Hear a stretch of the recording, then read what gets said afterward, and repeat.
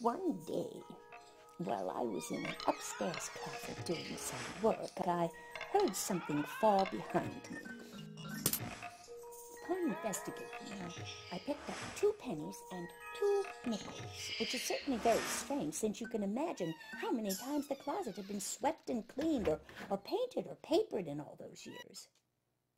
Of course, you know, the house was haunted. And we were little children there, and we hadn't been there very long. We didn't even have electricity.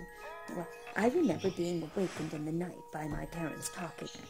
They were carrying a lamp around in their hand, and they heard this terrible crash. And then it sounded like somebody was being pulled up and down the stairway with chains and all kinds of noises, just terrible noises.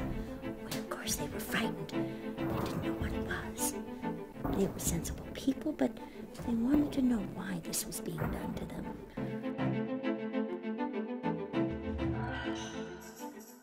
The new owner, he came right over to me and said, "The children have heard strange noises in the house, and they think it's haunted." When Indians were taken west in 1838, a young Indian girl died here, and she was buried on the place. And I think she's trying to get into the house.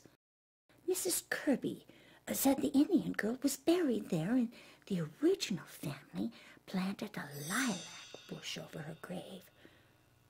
Well, there are so many lilac bushes around this part of the country, I could never find out which one it was. One of my sisters was alone upstairs one night, washing her hair. A doorbell rang, and no one was there when she answered it. And there were no footprints left in the snow.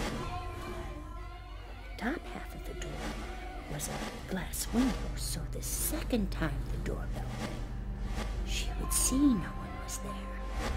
But the doorbell turned just the same. Seems so strange, you know. The most interesting thing about the ghost was that there was always a feeling of a presence. Those 2 things. Somebody wanted to get into the house, and you were never alone.